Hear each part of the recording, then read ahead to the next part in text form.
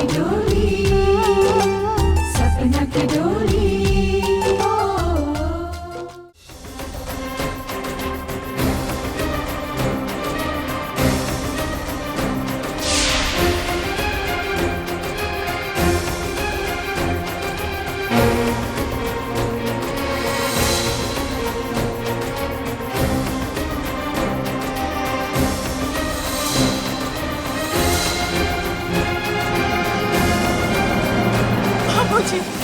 बाबूजी मत कहो अपना मुंह से हमरा के बाबूजी।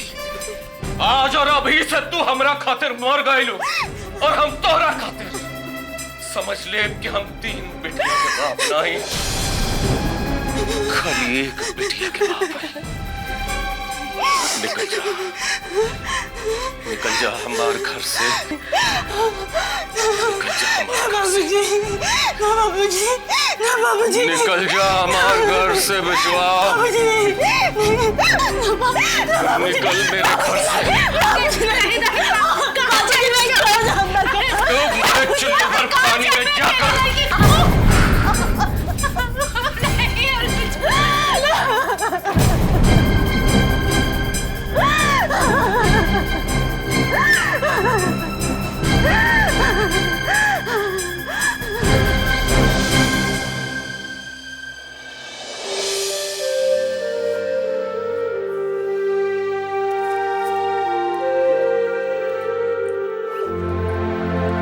सुनी,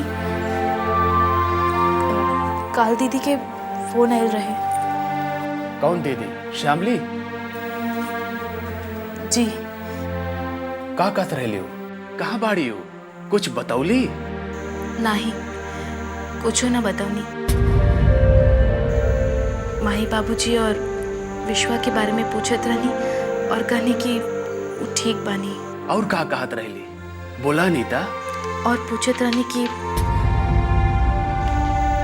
हमने के जिंदगी कैसन चला था।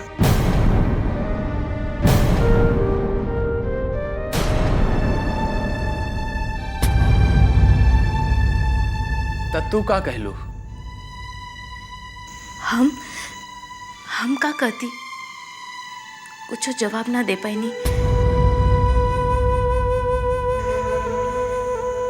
वो कहत रहने कि जे भी कुछ ओकरा के चाहत रहे वो सब मिल गई और माई बाबूजी से माफी मांगे बदे गुजारिश करत रहनी हमरा से।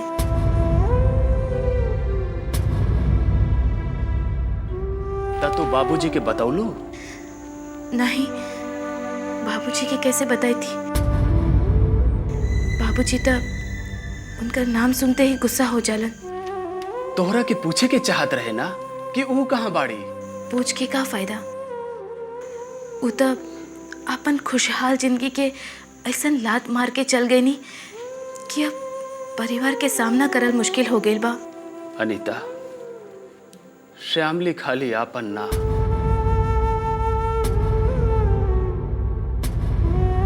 एक और जिंदगी बर्बाद करके गई।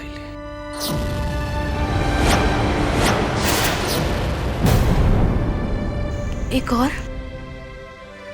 हाँ। केकर? जायदा तू का करबू जान के? काहे हम ना जान सकेली का?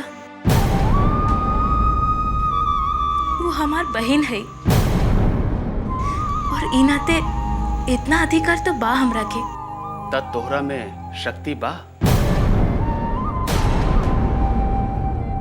काहे ना, खाओ सहे की आदत हो गई बा हमरा के। तब सुना,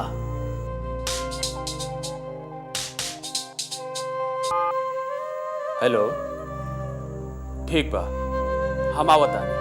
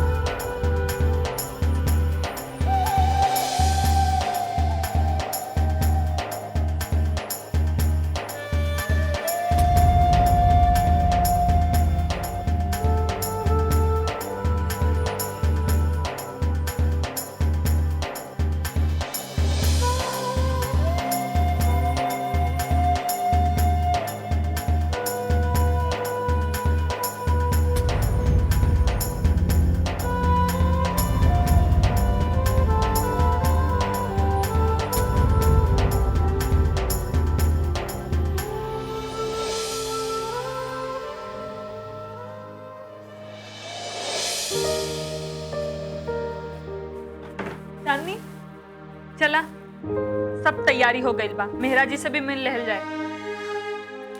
हाँ लेकिन श्यामली सब सामान देख लिया? हाँ हाँ देख ली है बनी। अच्छा ठीक बा, मेहरा जी भी इंतजार करत हुई हैं। ये मेहरा जी भी ना अजीब आदमी बा, ठीक जाए से पहले बुला ले ले। का करबू, काम ही ऐसन बा, ई में दिन रात की कोनो पता ही नहीं के। चला चला, नहीं बात में लागल रहा, बहुत देर हो जाएगी। चला।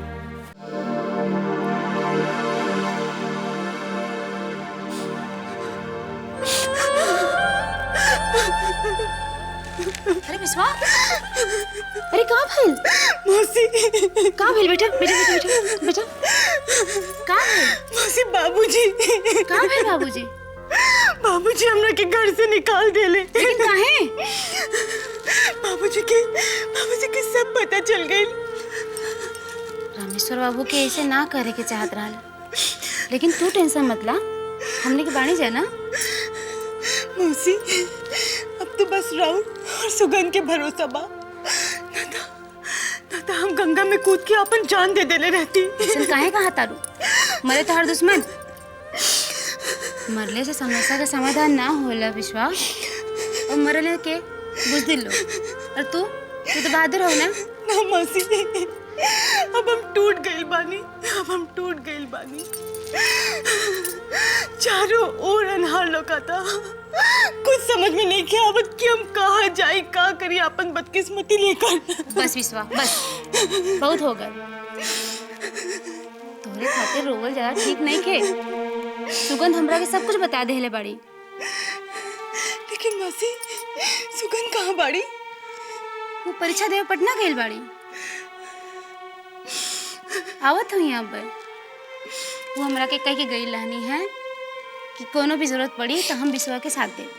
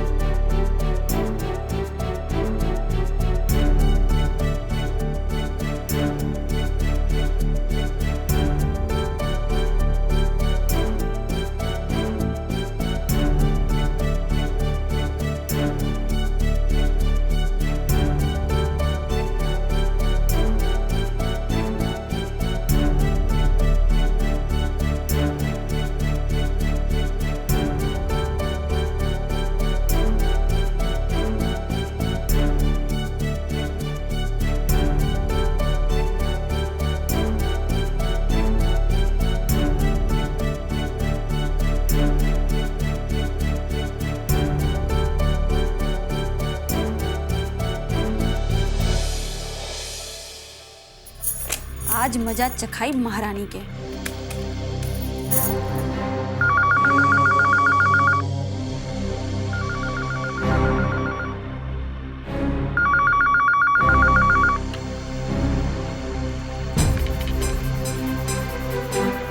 हेलो, पोत देहलू न करीखा भैया भोजी के मुंह पे अनीता। हाँ?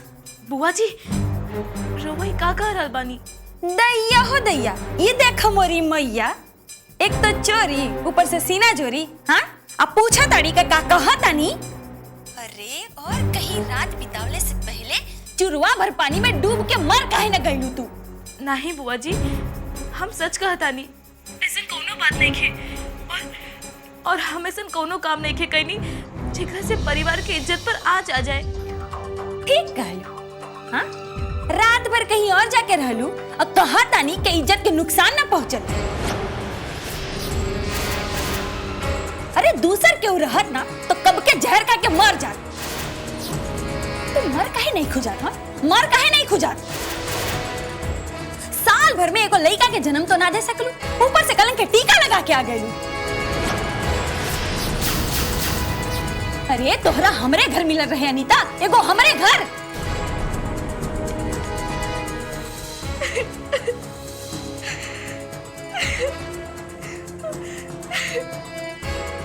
अब मगरमच्छ के आंसू ना गिरावा अनीता, अब मगरमच्छ के आंसू ना। अब देवयानी पहले जैसे ना रही। अब बताई तोहरा के, रुक अब बताई।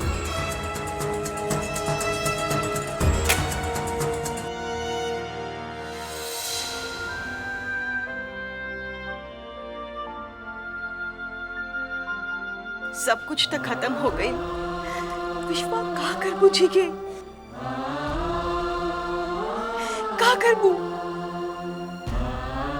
केकरा खातिर जियबू? कमल तो धोखा देके गई ही,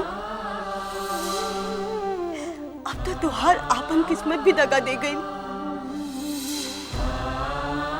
ऐसन जिंदगी से तो मर गई अच्छा बा। लेकिन विश्वा अगर जान दे देबू तो तुहार बदला कैसे पूरा होगी? का जवाब देबू तू अपना आपके? का जवाब देबू?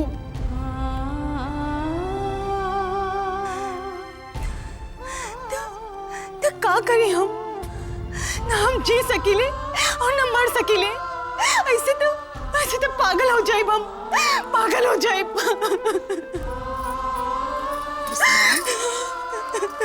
तो ऐसे अपन धीरज खो देवो बेटा, तो अपने साथ अपने बच्चा के भी नुकसान पहुंचेगी। मौसी अब रहुए कौन रास्ता बताई? हम तो ऐसे ना भागिन बन गई कि हमार माई की गोद में छिन गई। नहीं माई अपने औलाद के कभो ना भुला सकने विश्वा। लेकिन बाबूजी के दुख के सबसे बड़े कारण तो हम ही बन गई। नहीं ना मौसी, बाबूजी के आँख के लोर अभी तक ले हमार कलेजा छलनी करता। समय के साथ सब ठीक हो जाए विश्वा, धीरज रखा। कैसे हौसला रखी, कैसे समझाई अपना के? हम अपना के कबो माफ ना कर सकब, कबो ना कर सकब। ऐसन काहे कहत हो विश्वा? कहे दे मौसी, कहे दे, वरना हम भीतर ही भीतर घुट घुट के मर जाए, घुट घुट के मर जाए। चल, बहुत हो गया, चुप रहा, चला कुछ ना हो ले से, ठीक हो? चला कुछ खाना खा ले। ना भूख नहीं के। नहीं सुना, मौसी की बात ना मन को। चलो उठा, चलो चलो उठा।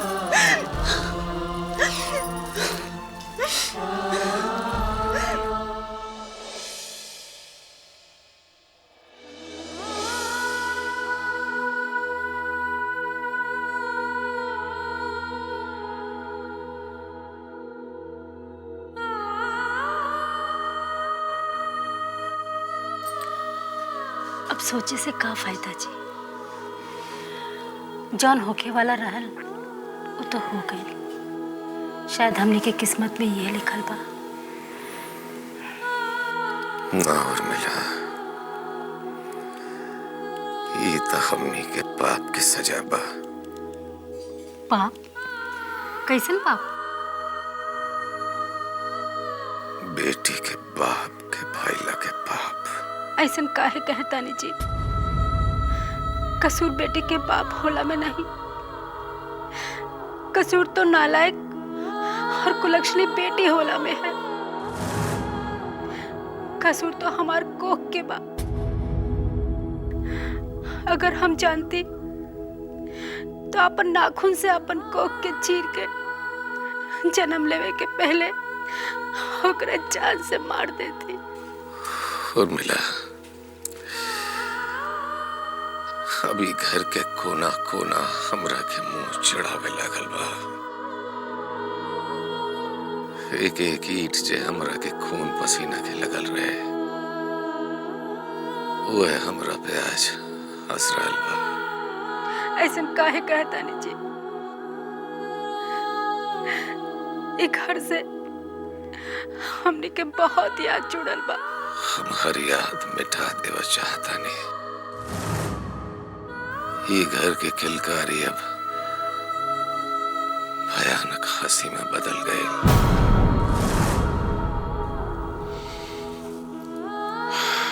अब यहाँ हम न जी सकब और मिला न जी सकब। लेकिन कुछ न और मिला। अब कौना मुंह से हम समाज के सामना कर पाए? का सबके सवाल करत आंख हम बर्दाश्त कर पाए? ना और मिला ना, इतना हिम्मत हमरा में नहीं के।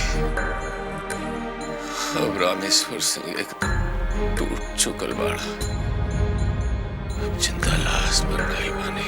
लेकिन रउआ मन में का बा? हमरा के बहुत डर लगता जी। अब हम यहाँ ना रहा और मिला, इस शहर से कहीं दूर चल जाए, जहाँ हमने के केहू न चीनी, केहू न जाने।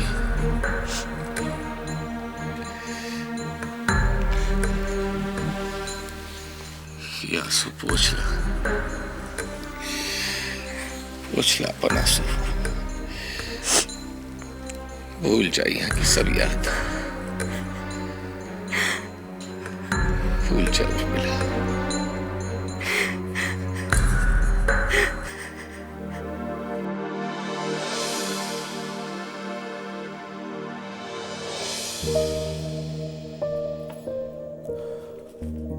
रवा आ गई नहीं? रवा बताई नहीं ना कि दीदी और केकर जिंदगी बर्बाद कहनी। रहेदा का करबू जान के, छोड़ा बात बढ़ौला से कौनो फायदा नहीं के। नहीं, आज रवा अपन मन के सारा बड़ा सल्का कर ली। कह दी हमरा के जे भी कुछ कहे के बा, लेकिन हम रवा आगे हाथ जोड़ के विनती करत पानी, हमरा के कलंक की नहीं मत कही। रहेदा अनीता, आखिर कितना झूठ बोलबू?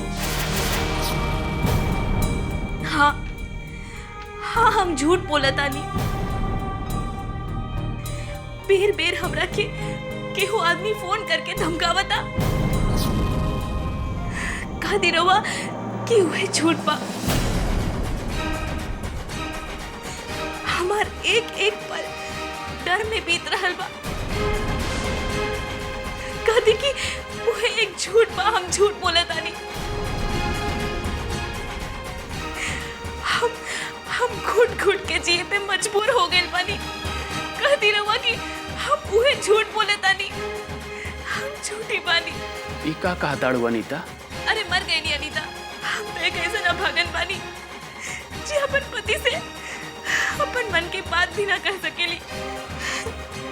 बोला अनीता, बोला, आज सब बता दा। एक आदमी पैर हमरा के फुकी देत रहे। हाँ सच बा कि वो दिन हमरा से झूठ बोल के सीने से मिले गए रहनी।